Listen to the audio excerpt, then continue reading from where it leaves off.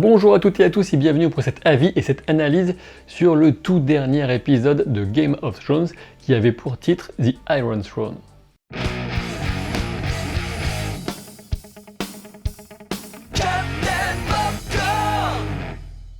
Alors que vous êtes sans doute très nombreux à pleurer à la fin d'une série aussi emblématique que Game of Thrones, j'aimerais revenir un petit peu en arrière, juste à la vidéo que j'ai publiée vendredi sur la chaîne et consacrée à une autre œuvre majeure, à savoir Berserk, un manga. Et si j'ai même tenté une comparaison certes un peu hasardeuse avec Game of Thrones, c'est pour que le plus de monde possible puisse se plonger dans ce manga absolument génial et fascinant. Mais revenons à l'épisode et pour ce tout dernier générique de la série, et oui ça fait bizarre, l'histoire récente de Westeros, résumée sur les gravures des lames de l'astrolabe, se contente d'un seul et terrible événement, la destruction de King's Landing par Drogon.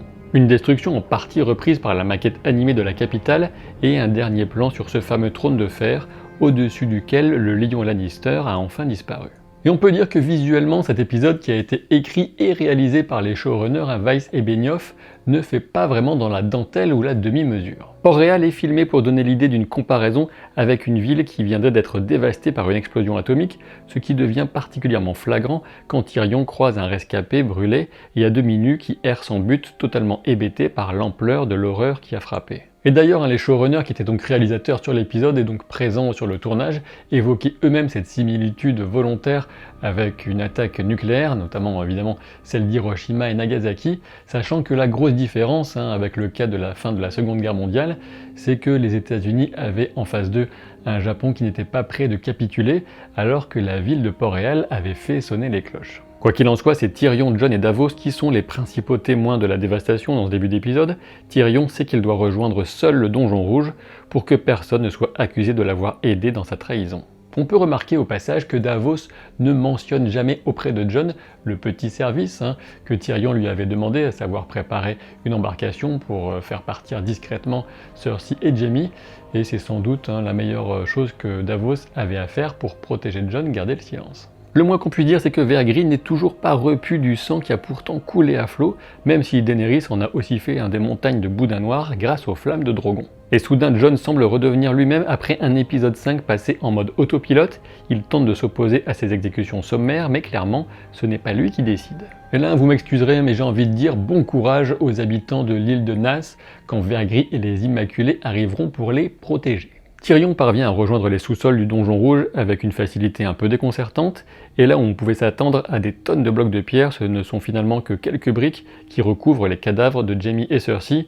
Bon, admettons, de toute façon, la scène est rendue particulièrement poignante par le seul talent d'acteur de Peter Dinklage. Mais n'oublions pas un autre témoin de l'horreur qui surgit au détour d'une ruelle, il s'agit bien sûr d'Arya, qui a apparemment décidé de laisser son cheval blanc quelques rues plus loin, on sait pas trop. Et oui, vous savez, ce cheval auquel on a prêté des tas de significations métaphoriques et qui, au final, n'a servi qu'à faire joli.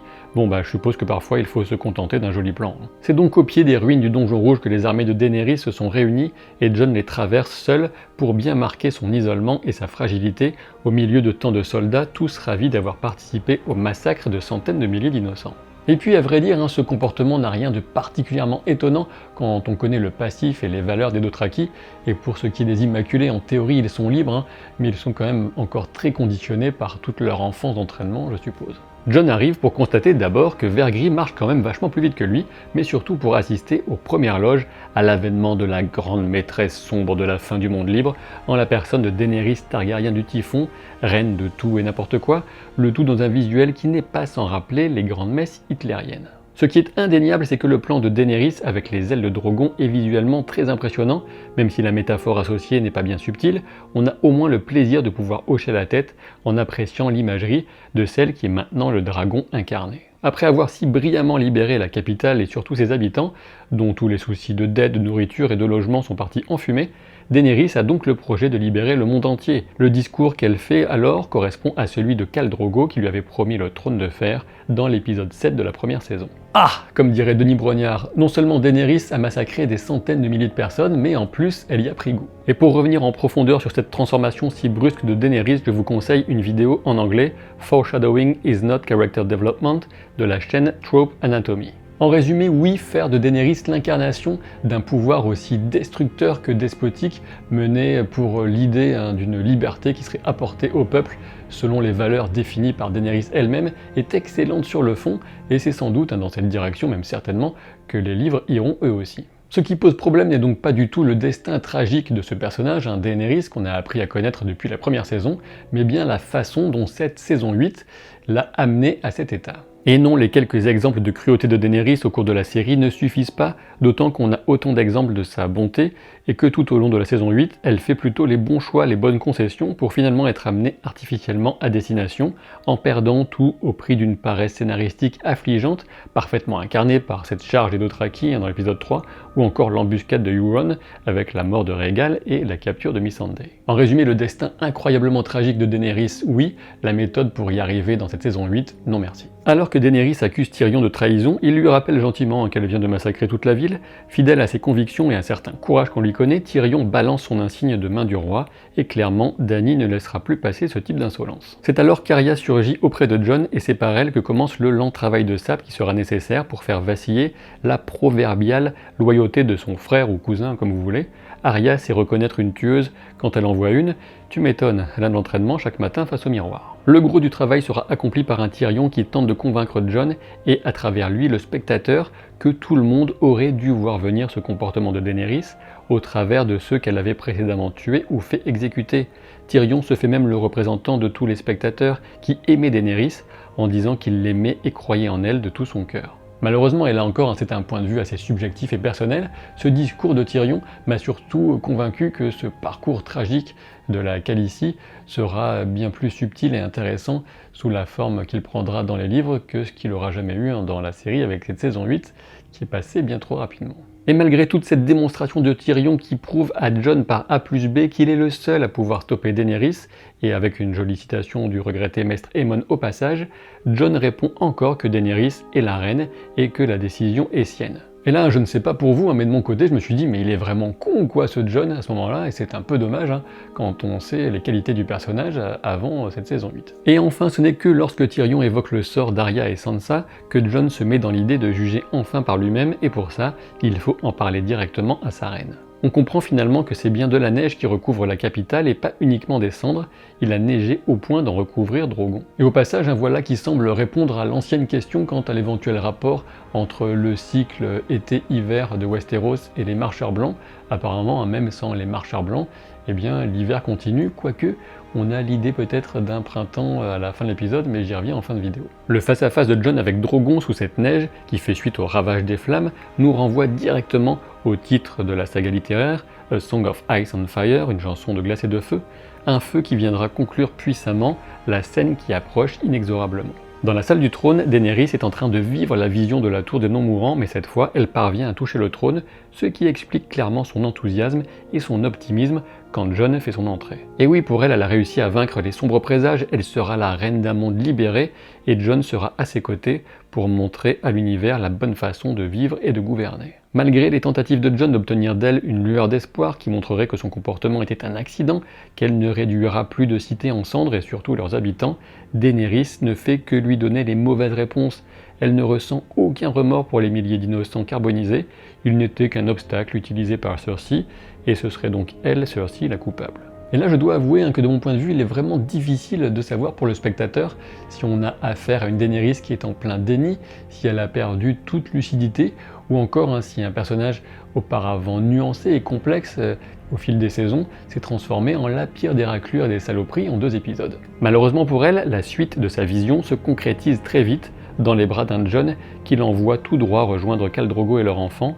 On remarque aussi la façon dont Jon dépose le corps de Daenerys comme il l'avait fait pour Ygritte. Et là j'ai clairement envie de dire attention les filles de Westeros, surtout attention les sauvageonnes, ce mec a un très mauvais karma, et en plus il s'est lui-même convaincu qu'il n'y avait absolument rien après la mort, après son expérience, il est quand même bien placé, et c'est vrai que dès la saison 6, Jon disait qu'après la mort il n'y avait que l'oubli, le néant. C'était peut-être déjà une façon pour la série de balayer sous le tapis les questions relatives au mysticisme, et pour aller rejoindre la poussière du roi de la nuit.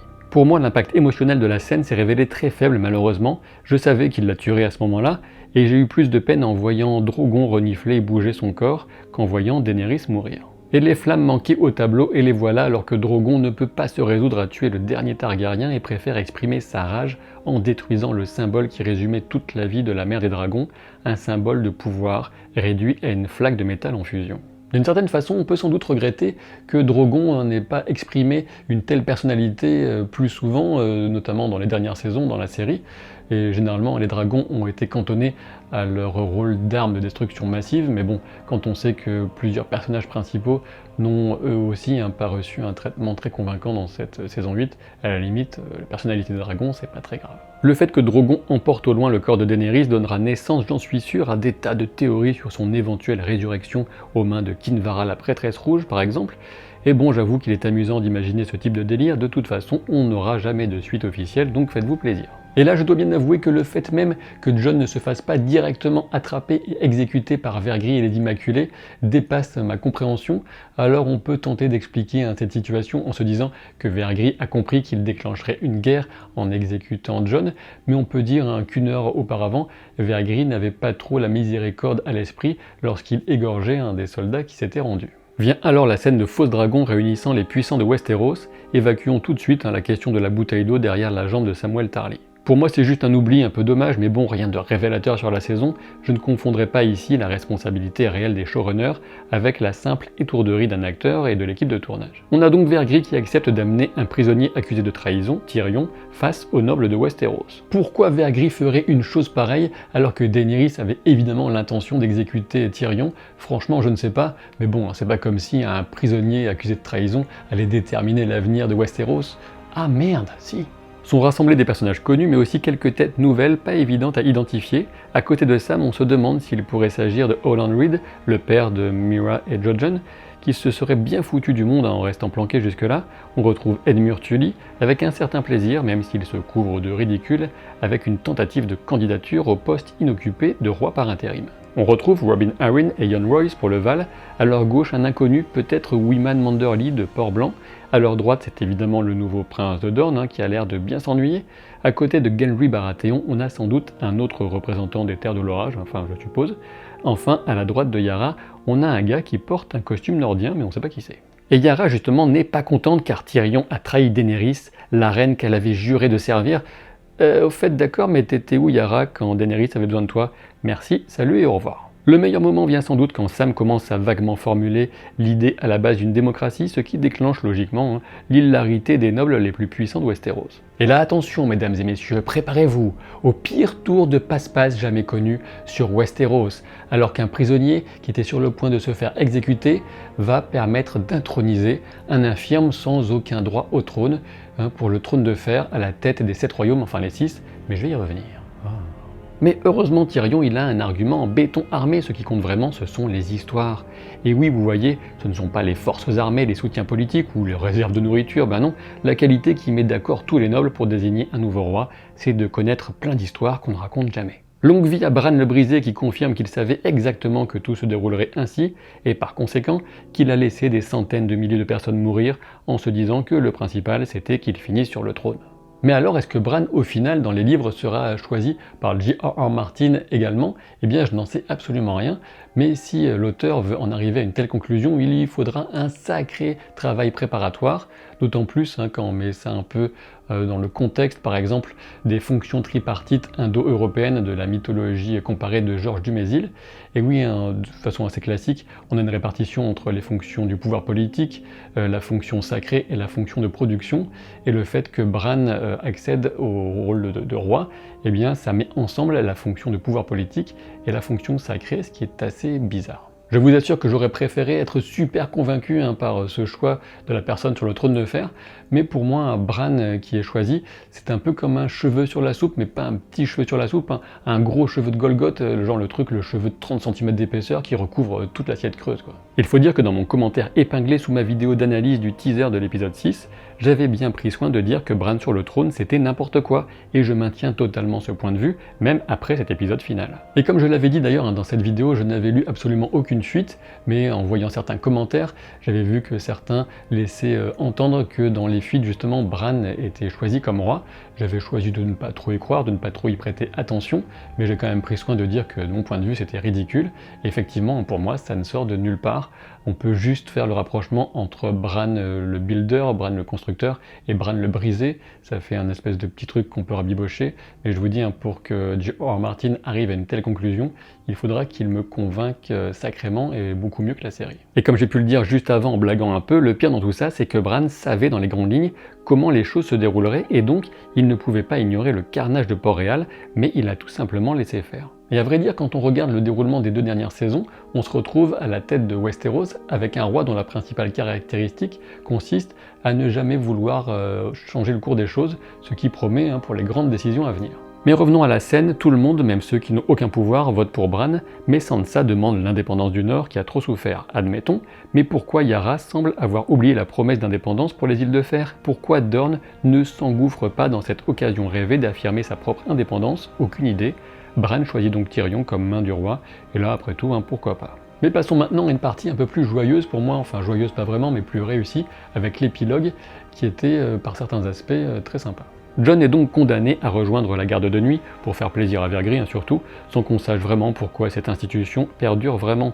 Ses adieux à Sansa puis Arya sont émouvants, Arya qui part découvrir le monde, ça ne m'étonne pas vraiment, même si cet aspect de son personnage n'a pas été beaucoup exploré par la série, on retrouve ensuite dans l'imagerie un parallèle nostalgique pour nous spectateurs avec son départ pour Braavos. Et lorsque Jon demande pardon à Bran de ne pas avoir été là quand il avait besoin de lui, Bran confirme encore une fois que tout s'est passé comme prévu, ce qui ne fait que souligner mon ressenti à son sujet. Lorsqu'on voit Brienne remplir la page consacrée à Jaime dans le livre des Chevaliers de la Garde Royale, dont elle est devenue capitaine, voilà pour moi l'une des scènes les plus réussies et émouvantes de l'épisode et même de la saison. Avec celle de l'adoubement en épisode 2, cela confirme Brienne comme un personnage que j'adore tout particulièrement aux côtés de Sandor et de Jaime, malgré la fin qu'a donnée la série à Jaime. Jusqu'au bout, Brienne fait preuve d'un amour incroyable envers Jaime, au point d'ancrer, avec un E ou un A, comme vous voulez, dans la postérité son dernier geste, son retour à Cersei, comme honorable en protégeant sa reine, la reine de son cœur, celle que Brienne n'aura pas pu devenir. La scène du conseil restreint m'a convaincu dans son intention et dans son interprétation, mais pas vraiment dans son contenu. On retrouvait un petit air de déjà-vu plutôt agréable qui vise à nous montrer que la vie et l'histoire de Westeros continueront même après la fin pour nous spectateurs. Dès le jeu des chaises, on nous renvoie à un moment où Tyrion et Cersei avaient changé les leurs de place pour rencontrer leur père Tywin. Toutefois, l'écriture des dialogues était un peu trop facile à mon goût. Par ailleurs, comment Sam peut-il être à la fois seigneur, maître et père d'un enfant ? Quant à l'idée de reconstruire les bordels de la ville, c'est franchement de mauvais goût, peu de temps après un massacre insensé, et surtout ce dialogue n'est là que pour introduire la fameuse blague de Tyrion, celle dont on attend la chute depuis la première saison de la série. On remarque au passage que Podrick a été fait chevalier et que Davos reprend les manies de correction grammaticale de Stannis, cette fois envers Bronn, un Bronn qui a quand même sacrément bien réussi avec toutes les saletés qu'il a faites. Quant à la première mission que Bran se donne à lui-même en tant que roi, il s'agit de repérer mentalement Drogon. Alors on se demande pourquoi, et surtout pourquoi ses pouvoirs ont été inutiles tout au long de la saison. Le montage qui montre en parallèle les destins d'Arya, Sansa et Jon était très réussi et émouvant, en terminant sur ces personnages au cœur du récit et cette famille qui était sans conteste la plus importante et la plus chère au cœur du public. On peut s'amuser certes de voir le Nord qui refuse de s'agenouiller le faire pour Sansa, mais la mise en scène, les décors et surtout sa tenue sont particulièrement magnifiques. Arya n'avait jamais vraiment eu de vocation de marin, mais on savait qu'elle était une aventurière qui jamais ne voudrait rester enfermée dans un château. Quant à Jon, on peut éventuellement voir dans son parcours final une sorte de rêve de printemps, A Dream of Spring, qui devrait être le titre du 7e volume et dernier de A Song of Ice and Fire, sachant que le 6e, Winds of Winter, les vents de l'hiver, n'est pas encore sorti. Enfin, Jon caresse Fantôme et il a le plaisir de retrouver le visage amical de Tormund. Cette pousse verte au nord du mur vient peut-être annoncer les prémices d'un bonheur tardif pour Jon qui doit vivre avec la mort de ses deux amours. Pour moi, c'est une évidence, le devoir, Jon en a soupé, il n'a que faire de sa prétendue condamnation et d'une garde de nuit qui n'a plus de raison d'exister, et son regard en arrière nous dit clairement qu'il ne reviendra pas, ce qu'il avait décidé déjà sans doute au moment de dire à Tyrion qu'il se voyait pour la dernière fois. Dommage d'ailleurs que les adieux à Sam restent ceux du départ de Winterfell en épisode 4. Et donc apparemment non, le peuple de Westeros et ses nobles ne connaîtront jamais la vérité quant aux origines de Jon ou Aegon du coup.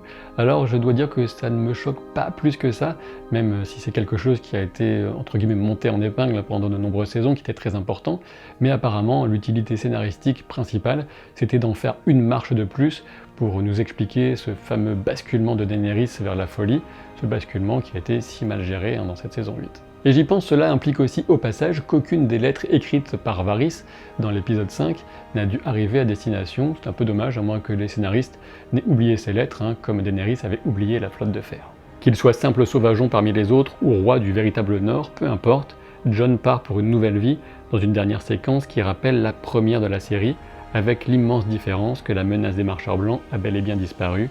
Adieu Jon, adieu Game of Thrones, vous nous manquerez.